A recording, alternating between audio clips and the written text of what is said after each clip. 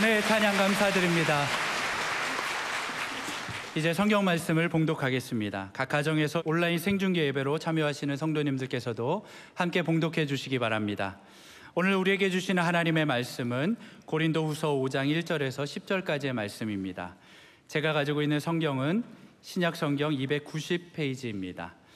주신 말씀 중에서 1절과 2절, 8절에서 10절까지의 말씀을 함께 교독하시겠습니다. 1절 제가 먼저 읽겠습니다. 하나님의 말씀입니다. 만일 땅에 있는 우리의 장막집이 무너지면 하나님께서 지으신 집, 곧 손으로 지은 것이 아니요 하늘에 있는 영원한 집이 우리에게 있는 줄 아느니라. 참으로 우리가 여기 있어 탄식하며 하늘로부터 오는 우리 처소로 덧입기를 간절히 사모하노라. 8절 제가 읽겠습니다. 우리가 담대하여 원하는 바는 차라리 몸을 떠나 주와 함께 있는 그것이라. 그런즉 우리는 몸으로 있든지 떠나든지 주를 기쁘시게 하는 자가 되기를 힘쓰노라. 10절 함께 읽겠습니다. 이는 우리가 다 반드시 그리스도의 심판대 앞에 나타나게 되어 각각 선악간에 그 몸으로 행한 것을 따라 받으려 함이라. 아멘. 할렐루야. 저희가 6.3 상암 집회를 영적으로는 한 2년, 실제적으로는 1년을 준비를 했는데, 제가 준비하면서 우리가 가진 기도 제목이 있었습니다. 오늘 김 장로님 기도하신 대로 남북 통일과 특별히 한국교회 회복을 넘어 부흥으로 재부흥의 결정적인 사건이 될 것이다. 그리고 재부흥이란 게 뭐냐, 한국교회 다시 재부흥한다는 것이 뭐냐, 그것은 두 가지가 우선 필요한데, 예배의 재부흥이 있어야 할 줄로 확신합니다. 또한 말씀의 재부흥이 있어야 할 줄 확신합니다. 예배와 말씀이 재부흥이 되어야 되는 거예요. 오늘 여러분들이 들어오시면서 뭐 좀 다르지 않으세요? 뭐 감각이 이렇게. 오늘 예배는 좀 다르요. 왜냐하면 일부 예배 때 우리가 전력 투구를 했어요.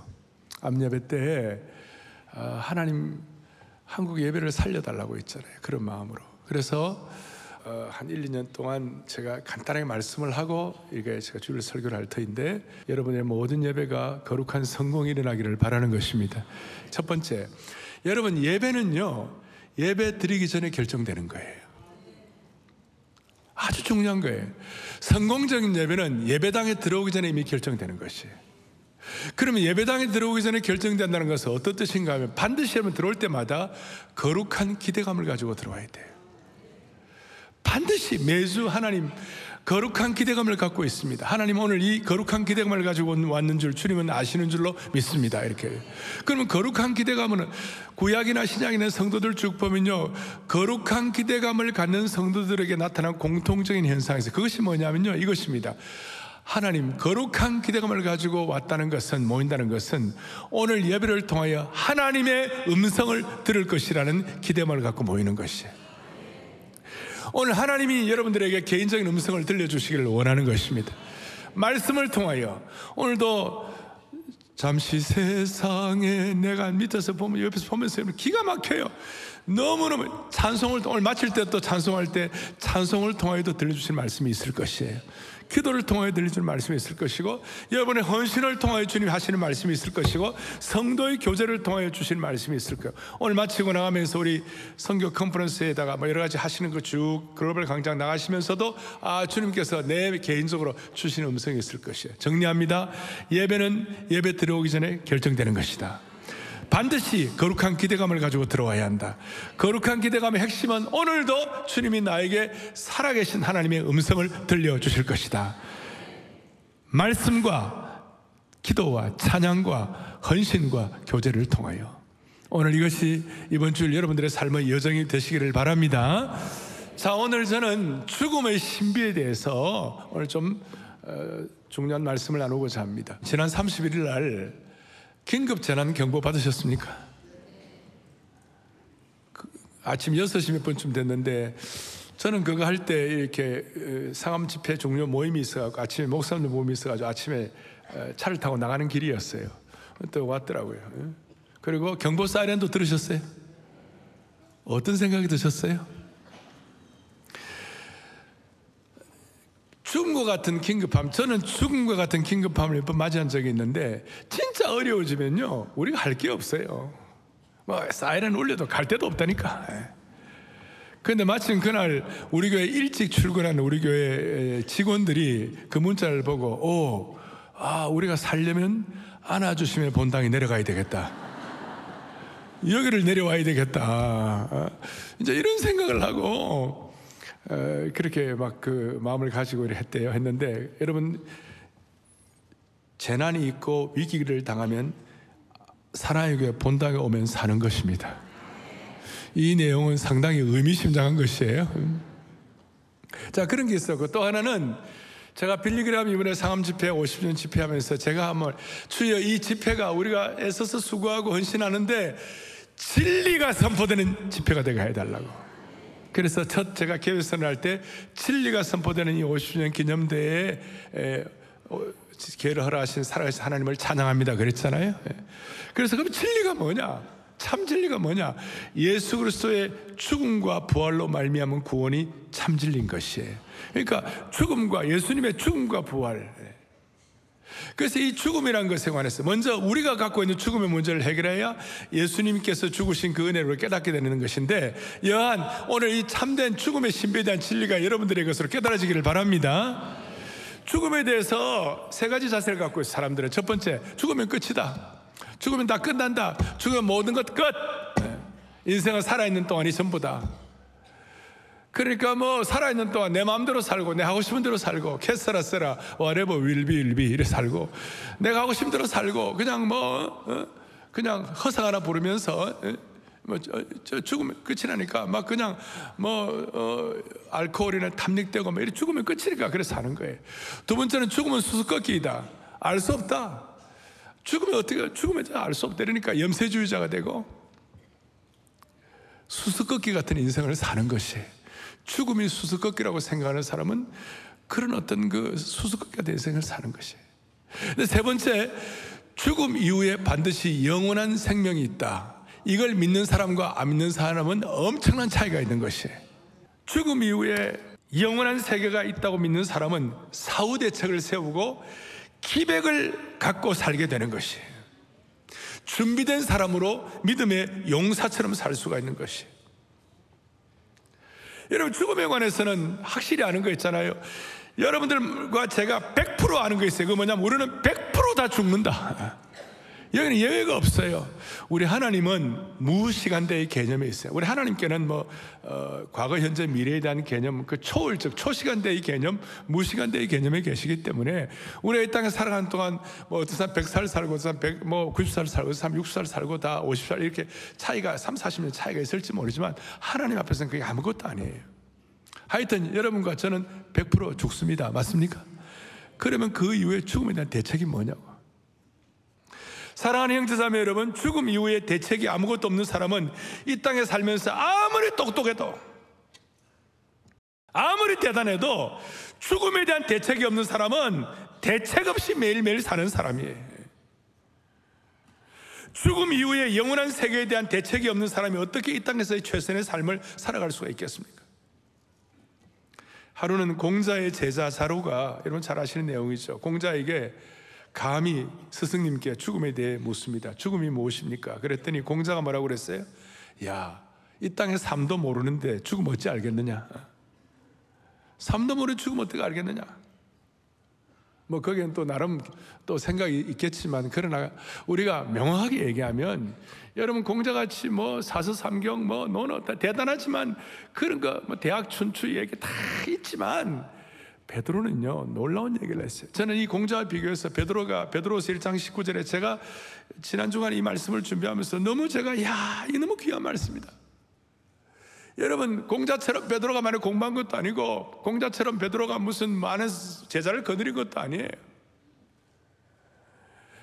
그는 초라한 어부 출신이지만 하나님께서 성령의 빛으로 그 마음을 깨닫게 하시고 생명의 진리에 대한 눈을 열고 죽음에 대한 소망이 있는 사람에게 나타난, 이 땅의 삶도 모르는데 죽음 어떻게 알겠느냐는 공자와 어부로서 살았지만 분명하게 확인된 베드로의 고백을 한번 들어보시죠. 베드로서 1장 19절 뭐라고 되어 있느냐, 같이 읽죠. 우리에게는 더 확실한 예언이 있어 어두운 데를 비추는 등불과 같으니. 아멘. 우리에게는 확실한 예언을 갖고 있네. 베드로가 갖고 예언이 뭐냐? 이게 어두운 데를 비추는 등불 같다. 사람들은 다 깜깜해요. 아주 그 마음이 죽음 이후의 것에 대해서 모두가 다 깜깜한 암흑같이 아무것도 모르는 그런 빛이 없는, 깨달음이 없는, 통찰력이 없는 그런 깜깜함 속에 있는 거예요. 그런데 그 깜깜한 어둠 속에 여러분 등불 한번 비춰봐요. 얼마나 놀랍습니까? 거기 손전등이라도 비추고 거기에다 성냥불을 한번 켜봐요. 환하게 빛나는 것이죠. 그것뿐만 아니라 1장 19절 뒤에 뭐라고 나와 있는가? 이렇게 나와 있어요. 같이 보죠. 날이 새어 샛별이 너희 마음이 떠오르기까지 너희가 이것을 주의하는 것이 옳으니라 그랬어요. 죽음 이후의 세계뿐만 아니라 여러 우리 삶의 영적인 어떤 질문들이 있을 때에 그 모든 어두움의 시간이 지나가고 날이 새어 샛별이 너희 마음에 떠오르기까지 너희가 이것을 주의하는 것이 옳으니라. 우리가 깨닫는 것이 있는데 오늘 죽음 이후의 신비에 대해 여러분들의 말씀하는 이것이 여러분들에게 샛별 같은 은혜 되기를 바라는 것이에요. 샛별의 총명함과 샛별의 정신함과 샛별의 청명함이 여러분들에게 주어지기를 바라는 것이에요. 공자도 못 깨달은 것을. 첫 번째 우리가 샛별처럼 깨닫는 것이 무엇인가? 오늘 본문 1절을 보겠습니다. 만일 땅에 있는 우리의 장막집이 무너지면, 이 고린도후서 5장 1절 10절까지는 이 죽음 이후의 신비에 대해서 너무나 영광스러운 말씀이에요. 그런데 1절에 이렇게 1절 뒤에 이렇게 나와 있어요. 하늘에 있는 영원한 집이 우리에게 있는 줄 뭐라고 되어 있어요? 아느니라. 오늘 첫 번째 우리가 주제가 뭐냐? 아는 것. 우리는 아느니라. 공자도 모르는데, 이태계, 이황, 이기, 이원론, 한국의 철학자들, 대단한 사람들 다 모르는데 우리는 오늘 이 시간 아느니라. 말씀에 대한 거룩한 기대감을 가지고 나온 성도들에게 알게 하시느니라. 뭘 알게 하시는가? 사랑하는 여러분, 죽음이 왜 어려워요? 사람들은 죽음 얘기가 나오면 다 두려워하는 것이. 죽음은 두려움을 가져오는 거예요. 그 두려움 가져오는 것 때문에 사람들이 극복이 안 되는 것이에요. 그래서 죽기 직전 되면 아무리 대단한 다 두려워하고 다 힘들어하고 몸도 육신도 아픈 거 있겠지만 영적으로 길이 없으니까, 깜깜한 절벽이니까, 꽉 막혀 있으니까, 깜깜하니까 다 두려운 거예요. 그런데 주님께서 우리에게 아느니라 뭘 깨닫게 하시는, 우리 성경 전체를 통해 아는 것이 있어요. 그건 뭐냐? 보통 우리 성경에서, 신약에서 말하는 성경은 대부분 구약 성경을 말씀하는 거예요. 구약 성경 전체를 딱 일목요연하게 요약을 해가지고 깨닫게 하시는 건 뭐냐면 히브리서의 말씀인데, 히브리서 가운데 히브리서 2장 14절 15절에 참 기가 막힌 말씀이 있어요. 자, 모든 사람이 죽음을 두려워해요.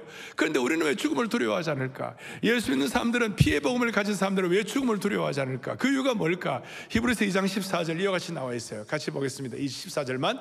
자녀들은 혈과 육에 속하였으며. 잠깐만요. 우리가 다 혈과 육에 속했죠? 우리 다 육신의 몸을 갖고 있죠? 그 다음 또요, 그도 또한 같은 모양으로 혈과 육을 함께 지니심은, 자, 중요합니다. 그가 누굽니까? 메시아 되신 예수님이 우리와 똑같은 육신의 몸을, 소위 성육신을 입으셔서 혈과 육을 함께 지니심은, 그 이유는, 그 다음 중요합니다.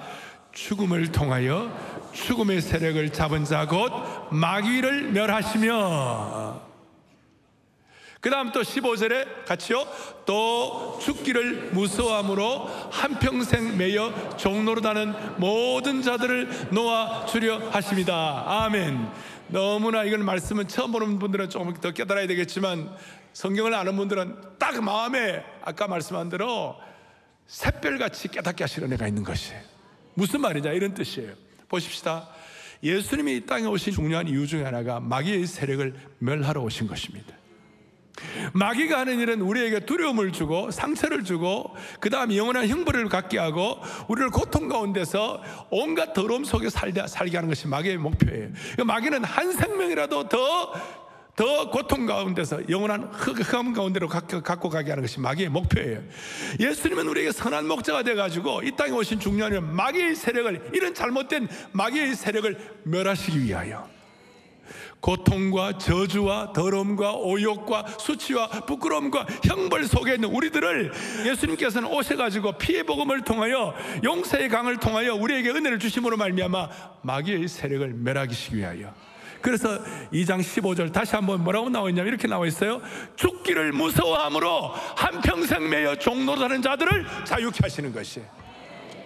오늘 여러분과 저는 죽음의 두려움을 극복한 하나님의 신실한 종들이 된 것입니다. 이건 너무나 신비한 것이에요. 예수 그리스도의 피의 복음, 그 피의 복음을 믿는 사람들마다 용서의 강을 경험하게 되는 것이에요.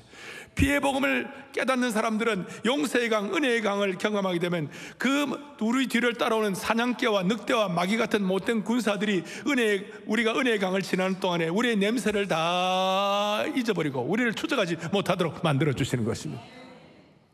자, 오늘 우리는 예수님께 우리의 죄가 용서받도록 그리스도의 십자가 앞에 나와서 피의 복음 앞에 주님, 우리의 죄가 주님의 피의 복음 때문에 용서받은 줄로 믿습니다. 이렇게 한 사람들인 거예요. 맞습니까? 이 지상에서 대단한 위인들이 있습니다. 대한민국의 제일 위인이 누굽니까? 세종대왕이다. 그 다음에 이순신 장군이다. 그래서 광화문에 두 분만 있는 거 아니에요 지금? 그런데 아무리 위인이라 할지라도 여러분들이 이순신 장군님 나의 죄를 용서해 주옵소서 한 적 있습니까? 웃기네. 세종대왕님 나의 모든 허물과 모든 연약함과 모든 죄를 용서해 주옵소서. 말이 안 되죠. 이 땅에서 오직 유일한 분 예수 그리스도에다 눈을 열고 성령님을 통하여 주님, 내 죄의 문제는 예수님의 피의 복음밖에는 나의 죄를 씻기는 예수의 피밖에 없네. 이걸 믿는 사람들은 마귀의 세력을 멸하는 예수 그리스도의 자녀가 되는 것이에요. 그리고 주님께서 그 죽음의 권세를 이기시고 부활하여 첫 열매가 된 거예요. 그 첫 열매란 게 오늘 우리들을 위하여 첫 열매가 되신 것이에요. 우리들을 위하여 본보기가 되신 것이에요. 그래서 우리 주님은 죽음의 두려움에 있는 모든 사람들을 구원하셨고 이 땅에 있는 육신의 죽음을 죽이신 것이에요. 죽음을 극복하게 하신 주님을 찬양하는 것입니다. 이걸 깨닫는 사람들은 누구다 다 그리스도 예수의 사람들은 결코 정죄함에 없나니 이는 그리스도 예수 안에 생명의 성령의 법이 죄와 사망의 법에서 우리를 해방하였느니라.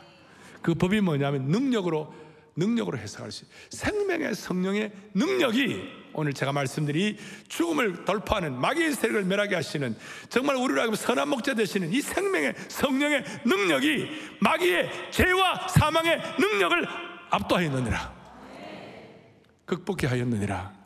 이걸 깨닫는 사람에게는 모든 성도들의 죽음은 이 땅은 사망이 왕노릇하지만 성도에게의 죽음은 영광의 궁전에 입성하는 것이요 하나님께 올라가는 불마차가 되는 것이고 독수리의 날개가 되는 것이고 천국의 항군문에 들어가는 통로가 되는 것을 확실히 아는 것이에요. 그래서 바울은 이걸 깨닫고 난 다음에 우리가 이 땅에 살아가면서 수많은 우수 사례와 수많은 참 환난 근심이 있다. 그러나 하나님의 사람들은 죽음을 두려워하지 않기 때문에 하나님의 영광을 바라보고 이 땅에 살아가는 동안 남은 인생을 즐거워하느니라 확실하게 고백하고 있는 것이에요. 이것이 성경 전체를 통하여 우리가 아는 것이다. 두 번째로 아는 것은 본문에 좀 더 자세히 나와 있는데 본문을 통하여 아는 것이 1절에 있는 내용입니다. 만일 땅에 있는 우리의 장막집이 무너지면, 여기 보니까 본문에서 장막집이라는 말, 텐트라는 말이 두 번이나 나와요. 장막집이 무너지면 그 다음에 하늘에 있는 영원한 집이 우리에게 있는 줄 아느니라. 그러니까 두 가지가 대조가 되고 있는 것입니다. 땅에 있는 장막집과 하늘에 있는 영원한 집이 대조가 되는 것입니다. 하늘에 있는, 땅에 있는 장막집은 영어로 텐트인데 이것은 뭐 여러 해석도 있지만 이거 땅에 있는 장막집을 우리의 육신의 몸이라고 해도 과언이 아니에요. 저와 여러분 육신의 몸을 입고 있는 것이에요.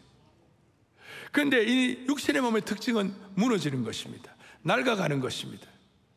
우리는 나이가 들수록 이 땅에 있는 장막집이 무너지는 것을 육신의 장막집이 절감하고 있어요. 젊을 때 탄탄했던 장막집이 나이가 들수록 장막집에 지붕이 쳐지는 것입니다. 이것은 뭐냐면요, 머리가 빠지는 것입니다. 머리가 빠져. 말뚝이 느슨해지는 것입니다. 장막집 말뚝, 두 다리의 힘이 없어지는 것입니다. 그리고 장막집 그 폴 때 못은 조금씩 흔들리게 되는 거예요. 자꾸 갈수록. 다시 지붕이 쳐진 것은 머리가 빠진 것이고, 말뚝은 다리에 힘이 없으는 것이고, 못이 흔들리는 것은 이빨이 흔들흔들하는 것이 예전 같지가 않다는 걸 철거하는 거예요. 제가 최근에 10여 년 만에 만난 어떤 분이 있었어요. 그분을 제가 10여 년 보면서 아이고야 왜 이렇게 많이 늙으셨습니까? 라고 말은 하지 않냐고 속으로만 그래 얘기했어요. 내가 깜짝 놀랐어요. 그런데 그 순간 제가 내가 늙은 걸 네가 모르구나. 어떤 사람이 거울에 비친 자신의 모습을 보면서 야 요즘은 거울도 예전 같지 않네. 사실은 거울은 그대로인데 내가 달라진 것이죠. 내가 달라진 것이.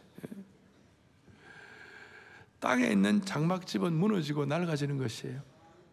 이 땅에 지금 의학과 눈부신 진보가 있다 할지라도 아무리 있어도요 우리는 땅에 있는 장막집 무너지고 다시요 사망률 100%예요. 예외가 없어요. 텐트 무너지는 것을 우리가 안 하니, 장막집이 무너지는 걸 안 하니, 또 하나 더 우리가 아는 것은, 더 중요한 것은 2절 1절 뒤에 하늘에 있는 영원한 집이 우리에게 예비되어 있는 것을 아는 것이다. 이 영원한 집은 손으로 지은 것이 아니라 하나님이 예비하신 것인 줄로 확신합니다. 그리고 그 예비한 것을 아는 사람은 2절 하반절에요 하늘로부터 오는 우리 처소로 덧입기를 간절히 사모하노라. 자, 이 내용은 어떤 장소적인 개념보다도 더 중요한 것은 우리가 부활의 몸을 확실히 입는 것을 말씀하는 것이에요. 고전 15장에도 보면 뭐라고 나와 있느냐, 여기에 대해서 이렇게 나와 있어요.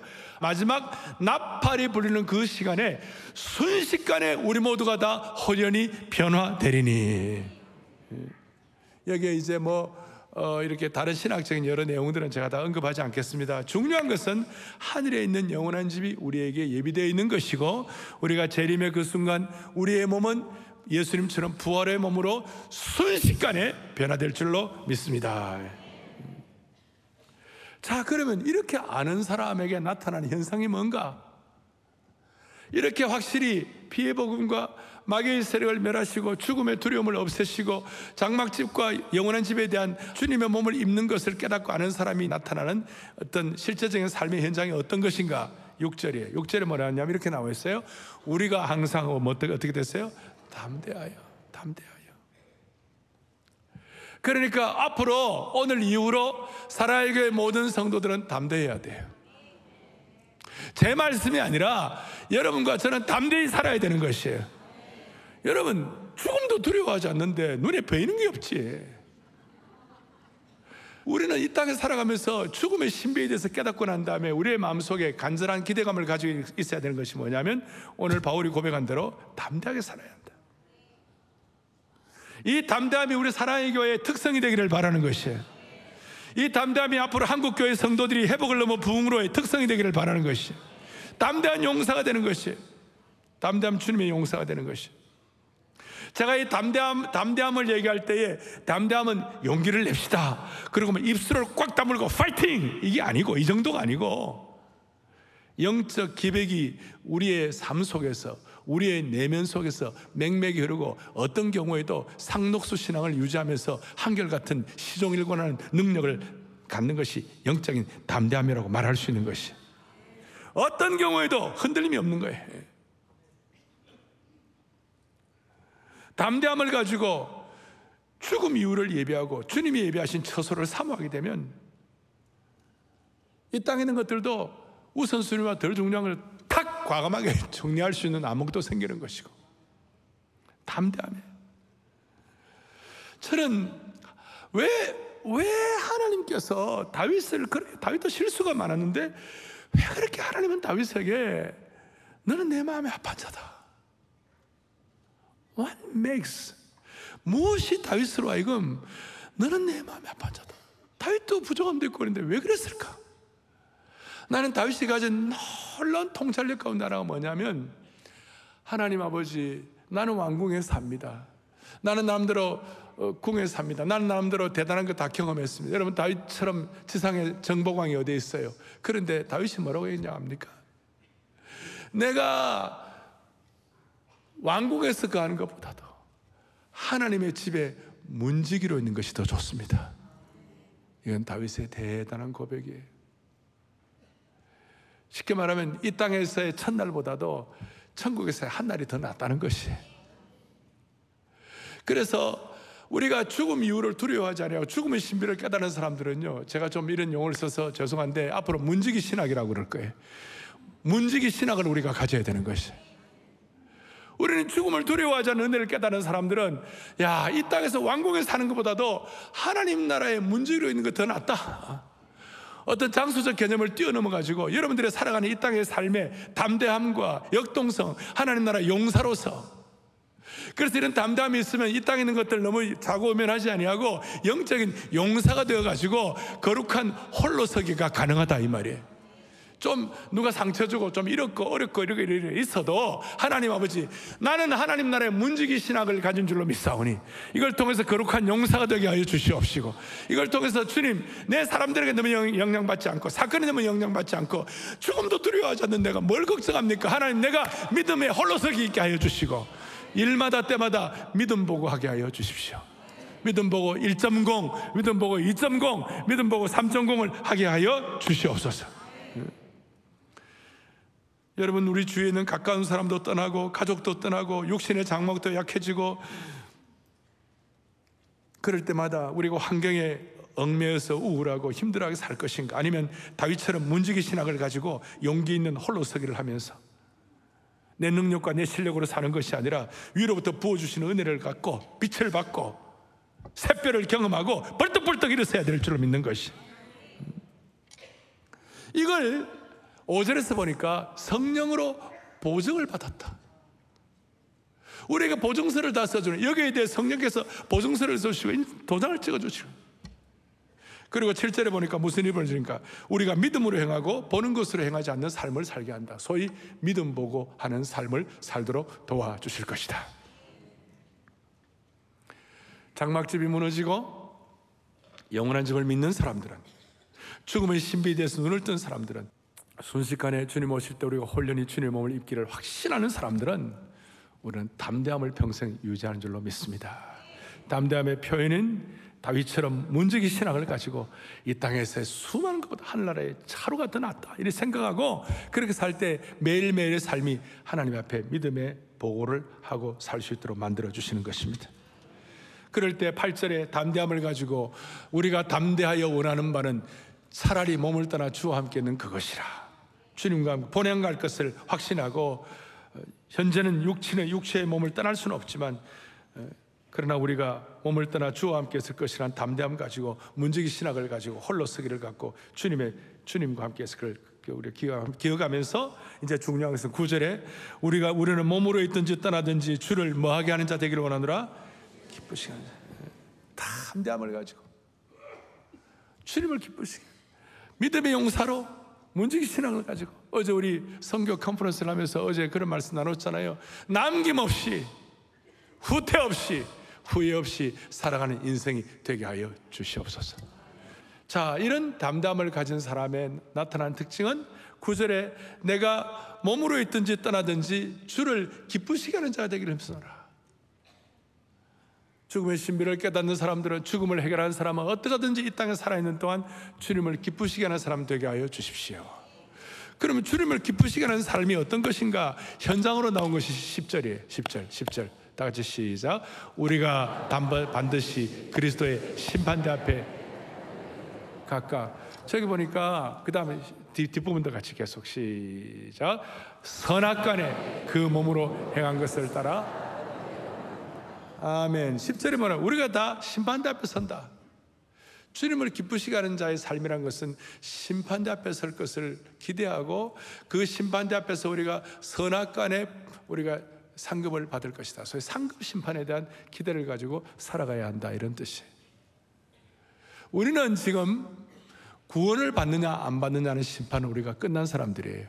피해 복음을 통하여 정리가 된 사람들인 줄로 믿습니다. 아까 우리가 용서해달라고 어떤 위인에게 말한 것이 아니라 메시아에게, 그리스도에게 기름 부음 받은 자에게 우리가 말씀한 거예요. 우리가 기도한 것이. 그래서 그 문제는 해결된 거예요. 이제 나타난 것이 우리에게는 뭐가 있냐? 상급 심판, 심판대 앞에 우리에게 받은 공적을 따라서 선악간이, 이거는 무슨 누가 이 땅에서 뭐 잘하면 축복받고 못하면 이런 개념이 아니에요. 이거는 완전히 다른 차원이에요. 하나님이 우리에게 주신 것들을 가지고 어떻게 살았느냐 하는 거, 우리의 삶을 쭉 이렇게 사는 걸 가지고 하나님 앞에 상급 심판을 받는 것이에요. 이걸 왜 이렇게 제가 좀 이렇게 오늘 말씀을 드리는가 하면, 과거에 16세기에 캐톨릭이 너무나, 그 당시에 캐톨릭이 너무나 부패를 하고, 그 다음에 이 소위 사람의 구원을 가지고 장난을 쳤어요. 오직 의인은 믿음으로 말미암아 살리라. 구원은 예수의 피로 받는 것이에요. 맞습니까? 그런데 그 구원을 공로주의로 우리의 행한 바에 따라서 구원을 받는다, 이런 식으로 표현을 해가지고 마르틴 루터가 너무 열받아가지고 이건 아니다. 그러면서 그 캐톨릭의 그 공로주의와 이런 것들을 가지고 없는 성경의 연옥도 막 만들고, 그 다음에 또 죽은 자를 위한 기도 막 이런 것도 만들고 막 그렇게 했어요. 그것이 싫어가지고 우리가 물을 버릴 때 그냥 와장창 버렸는데, 버린 것 중에 하나가 뭐냐면 선악간에 심판받는다는 이 상급 심판에 대한 걸 버려버린 것이.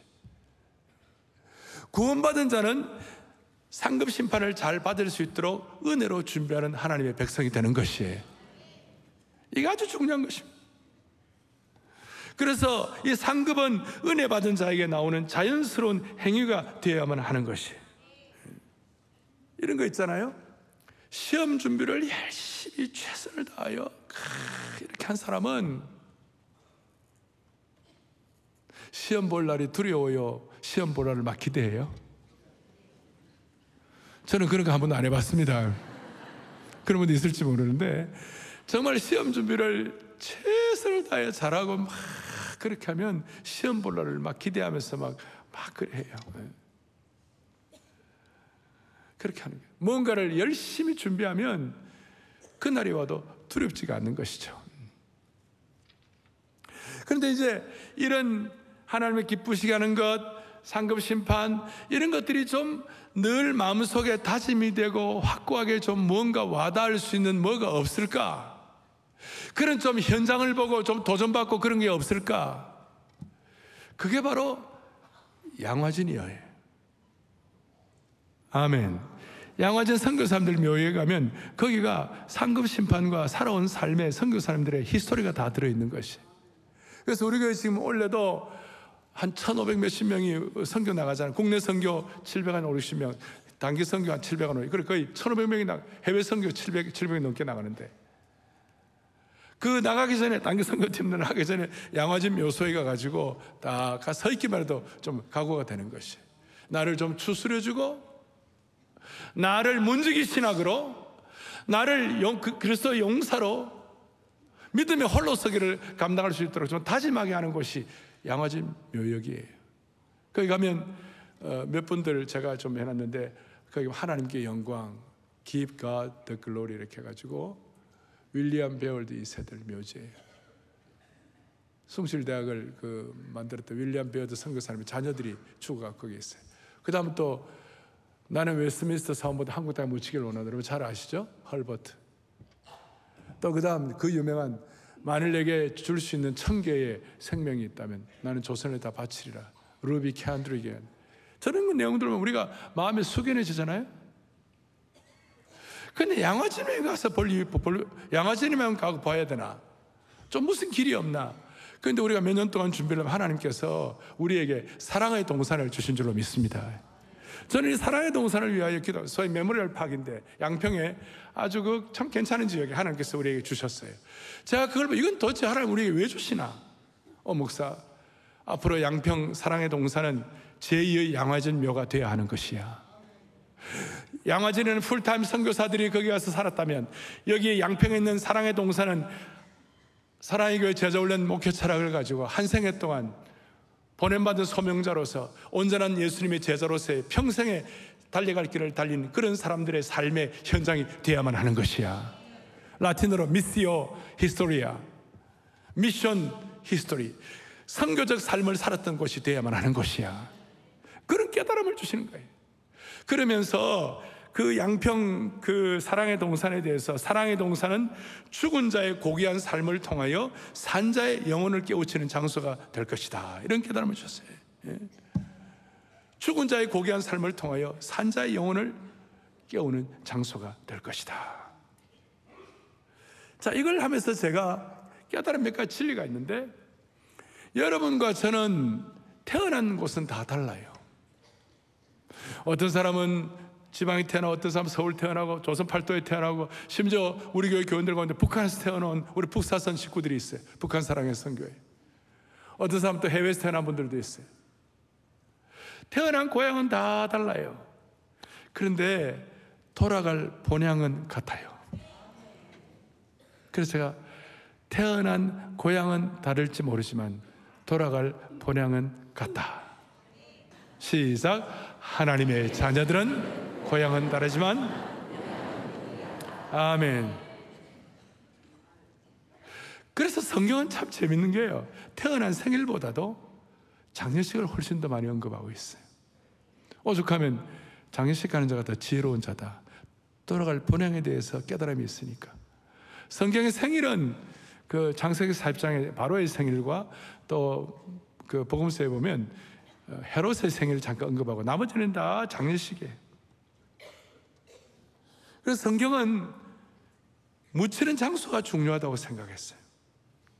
이스라엘 사람들에게는 지금도 태어난 고향보다도 죽고 묻히는 장례 장소가 중요한 것이, 제 얘기가 아니고 아브라함이 175세를 살면서 후손들에게 꼭 필요한 유산을 남겼어요. 레거시를 남겼어요. 그 물질적인 것이 영적 유산의 표현으로서 뭘 남겼냐면 막벨라구를 사가지고 거기에 자기도 묻히고 아내도 묻히고 이삭도 묻히고 야곱도 묻히게 했어요. 3대와 같이 묻혔어요.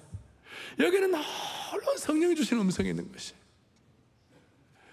여러분들이나 제가 다시 한번 제가 태어난 고향은 달라도 돌아갈 본향은 같아야 되는 것이에요. 그 3, 4대가 같이 묻힐 때 더 은혜가 있는 곳이에요. 그래서 사랑의 동산이 돌아갈 본향의 하나의 예표가 되게 하여 주십시오. 선대들의 믿음의 순례기를 보고 후대들이 이 땅에서 제대로 살아갈 수 있도록. 정리를 하겠습니다. 사랑하는 형제자매 여러분, 많은 사람들이 심판대 앞에 서는 것을 먼 일로 여기는 것입니다. 심판대 앞에 서는 것이 나와 상관이 없는 일로 여기는 것입니다. 그럴 때마다, 이 사랑의 동산을 볼 때마다 내가 주님 앞에 설 때 부끄럽지 않아야 되지 않겠는가, 그걸 결심하고 도전받는 그런 장소가 되기를 소망합니다. 우리는 아픔을 경험하고 사랑하는 가족이 떠날 때 눈물이 납니다. 그런데 우리가 하나님 나라의 문지기 신학을 가지고 믿음의 홀로서기를 하고 상급을 바라보면서 죽음을 두려워하지 않게 되면 우리는 죽음조차도 담담하게, 대담하게, 담대하게 맞이할 수 있는 줄로 믿습니다. 이것이 선교적 삶이요 하나님께 영광을 올려드리는 삶이라고 확신하는 것입니다. 오늘 이 귀한 은혜가 여러분들에게 전달되어 피차 서로 격려하고 서로 축복하는 시간 되기를 축원합니다. 자비로우신 하나님 아버지, 죽음조차 극복하시고 마귀의 세력을 멸하시고 우리 모두에게 죽음의 두려움을 해결하게 하신 하나님의 은혜와 사랑을 찬양, 영광 올려드립니다. 우리 모두는 나이가 들어갈수록 몸이 약해지고 육신의 장막집이 무너지는 것을 절감합니다마는, 그러나 우리에게 죽음은 영원한 처소인 하나님 나라의 영광의 궁전에 들어가는 영광의 문인 줄로 믿습니다. 어떤 상황에서도 담대함으로 승리하게 하여 주시옵소서. 문지기 신학을 가지고, 담대함을 가지고 하나님 나라의 용사가 되어서 이 시대에 믿음 보고를 하고 심판대 앞을 준비하는, 기쁨으로 심판대 앞을 준비하는 하나님의 귀한 종들로 삼아 주시기를 원하옵나이다. 그리하여 예비하여 주신 사랑의 동산이 영혼 구원의 플랫폼이 되게 하여 주시옵시고, 선교적 가슴이 뜨거워지는 그런 제2의 양화진 묘지가 되게 하여 주시옵소서. 우리 주 예수 그리스도를 받들어 간절히 기도 올리옵나이다. 아멘.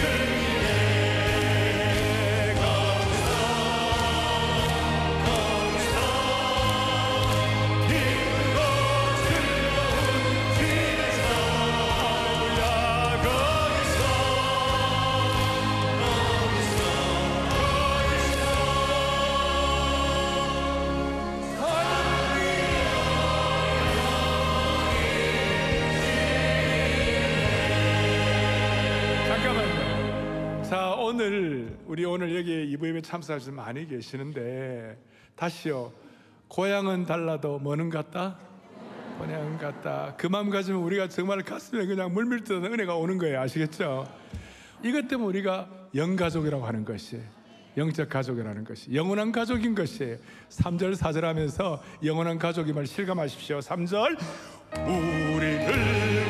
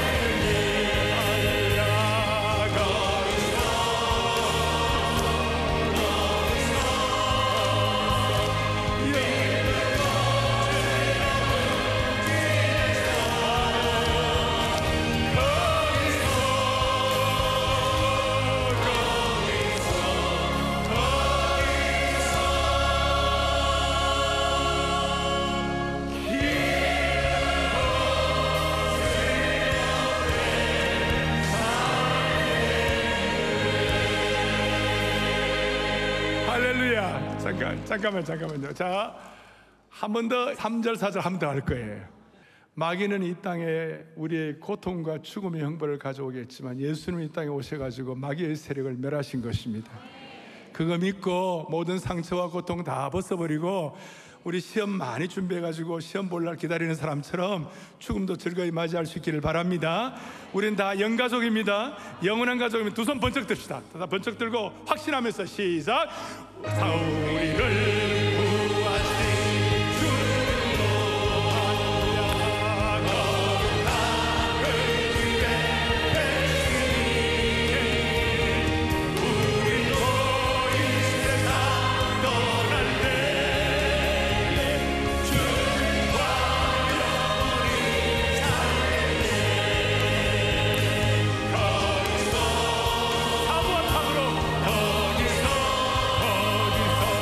길